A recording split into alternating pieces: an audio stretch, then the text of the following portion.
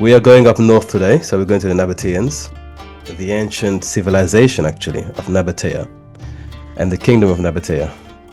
This is actually one of the biblical regions that will come essentially in the Old Testament. There is a bit mentioned in the Quran as well concerning a certain region within that realm. And the people are a mysterious people, an ancient but mysterious people. We don't know very much about them.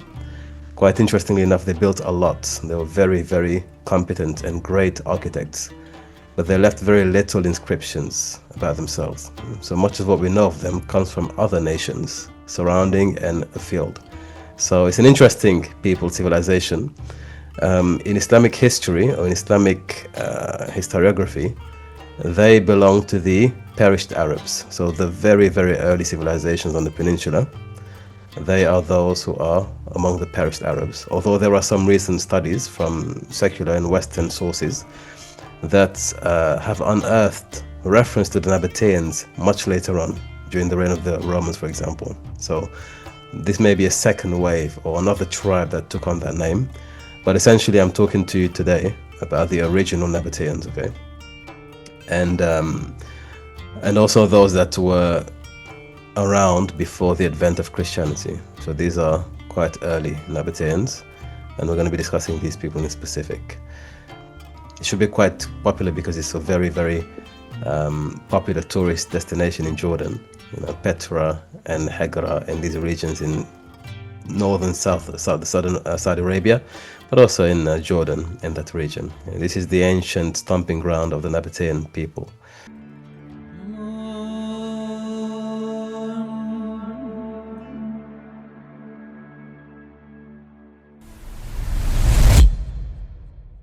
Alright, so the overview of today's presentation, we are going to go through about 10 different chapters, and each one of them specific to one theme concerning the Nabateans. I want to begin with the genealogy of the Nabateans. This is a topic that's quite disputed, okay, from within the Muslim sources, but also external, and also the biblical sources. Who are the Nabateans? Who are the Nabateans?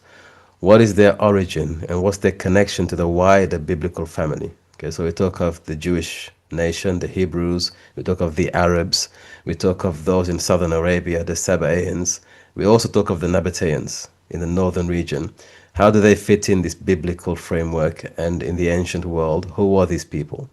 So when I speak of them, I'm going to be talking to you about the 12 desert princes. The 12 desert princes. That's where everything begins.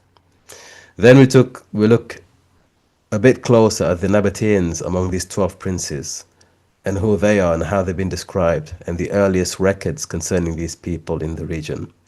We then want to move up to the geology, okay, the topography, the environment in which Nabatean kingdom and civilization is founded upon.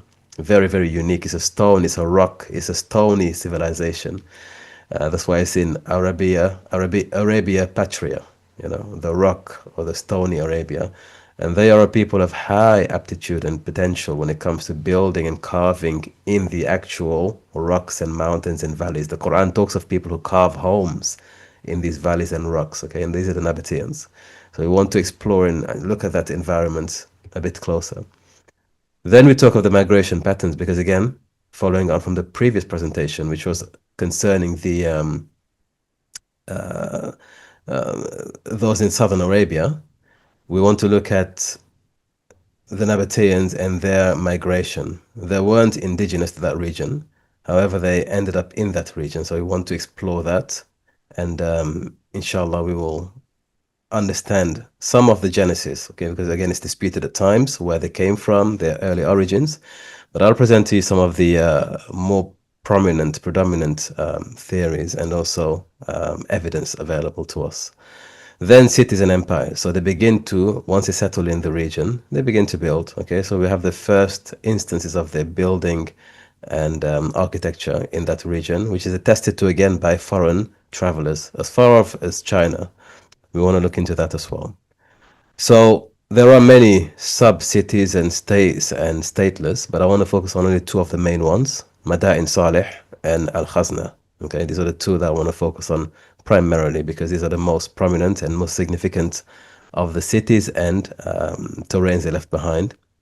We then delve into the culture of the Nabateans. Okay, they have a very distinct culture, a very rich culture. In fact, I would say that the Arab world today has a Nabatean ambition when it comes to culture. Okay, cultivating culture in that region.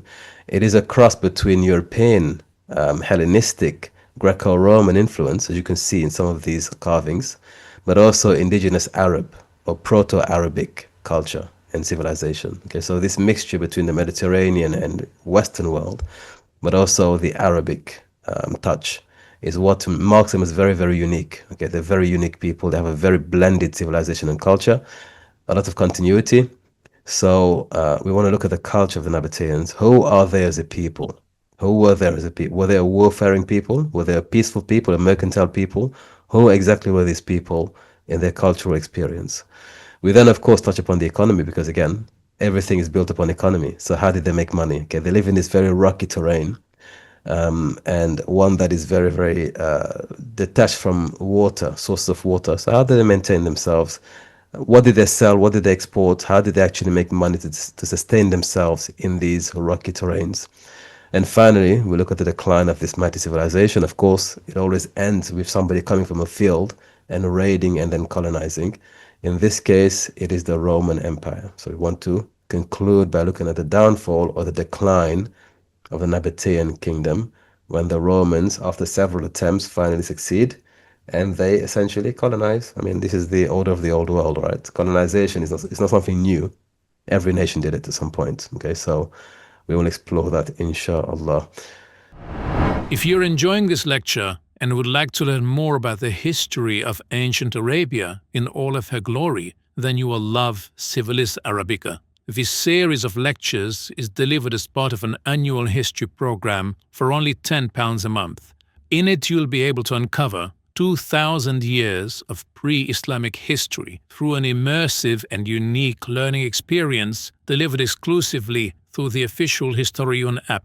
As a Patreon member, you may register onto this program by selecting the essential tier available on the membership page for instant access to over 7 complete and unique courses ranging from the history of the Umayyad kingdom through to the rise and fall of the empires of Mali and Abyssinia. You will then be granted access to 7 complete and individual courses. Subscriptions may be cancelled at any time. There are no minimum terms or commitments.